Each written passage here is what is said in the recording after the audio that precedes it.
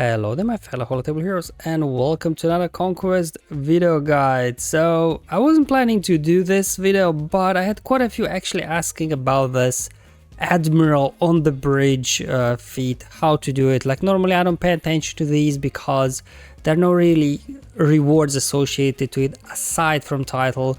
But again, quite a few reach out to me, hey, I'm struggling how to do this. So in this video I'll show you like I think 3 different ways I could do it. One without discs, and then 2 with 2 different disc setups as well versus different enemies. So hopefully if you are still struggling how to complete this one will help you.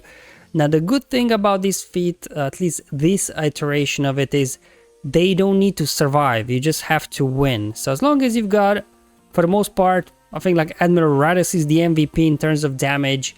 You know, then the rest is like whatever, he can for the most part carry the battle for you.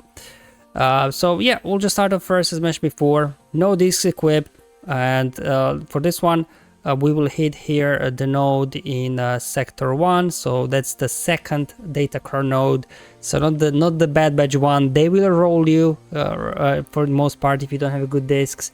However, Hux, first order squad here, no Sith troopers, so they're kind of weak to be honest. So at least, you know, you can also farm some data core stuff in the process.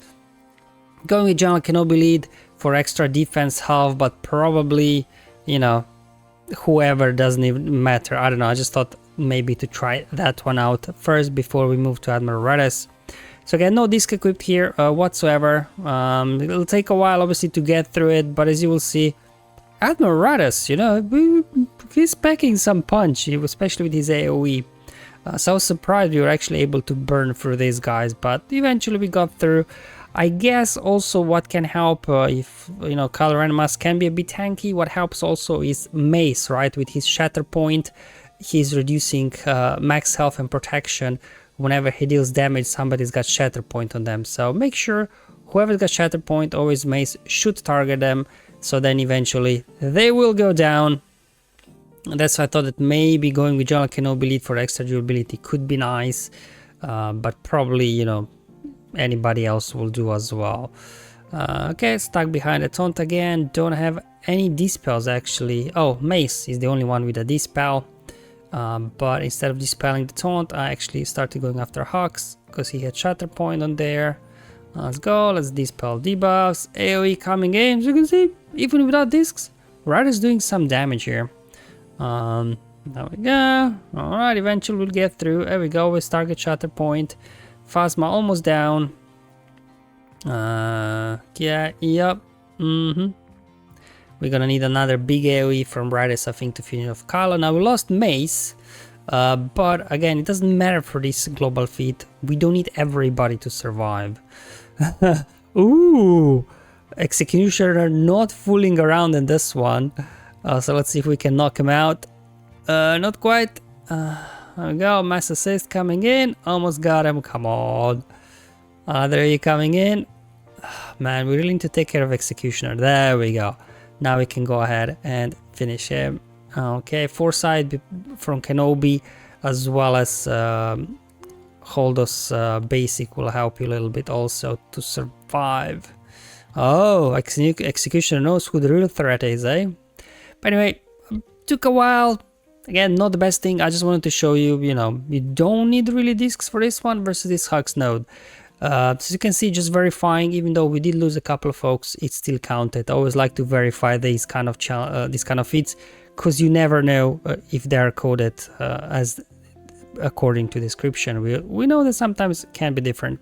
Okay, so this one will be now with a disc setup that has like all the buffs, so lots of buffs getting, and then also obviously having stacking offense, so whenever we gain a buff we gain stacking offense. This one will give us nice boost after a couple of turns in terms of damage. We also have protection, shield, give us some protection, recovery, and critical debuffs, reducing the damage on the enemy.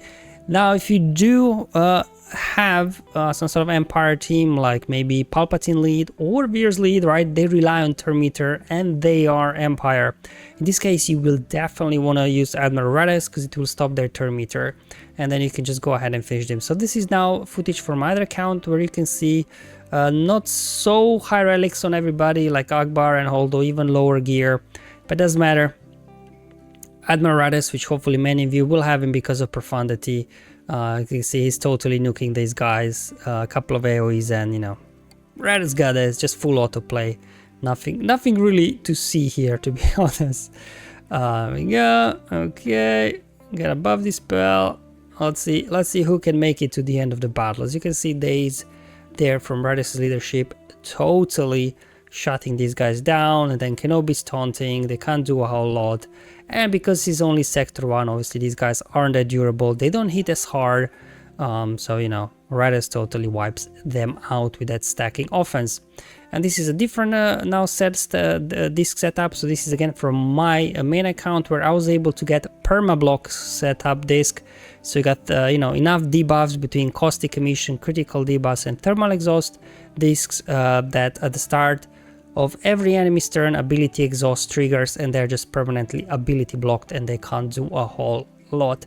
Now, if you do have this setup, you can go ahead and hit the Bad Batch node, because they won't be able to roll you with their days and stuns and everything, because they'll constantly be ability blocked. So that's why here I just went with the Radis lead again. I don't need the extra durability from Kenobi's lead. We're just gonna go ahead, hit full auto, and the only thing these guys can do is obviously use basic because of the Perma-Block disc set. But again, I did a different comp without discs, and then with you know, different disc setup as well, because I know you know, not everybody can get Perma-Block setup. I by myself in my other account was not able to as well get enough debuff discs. I was just one short of being able to get Perma-Block setup. But there you go, guys. 3 different ways, kind of 3 different enemies. So hopefully there is something in here for you if you are still struggling to get this done, to help you unlock that title. Thank you for watching, guys. I'll see you in the next one. But until then, have fun, enjoy your life, and may the RNG be with you, my friends.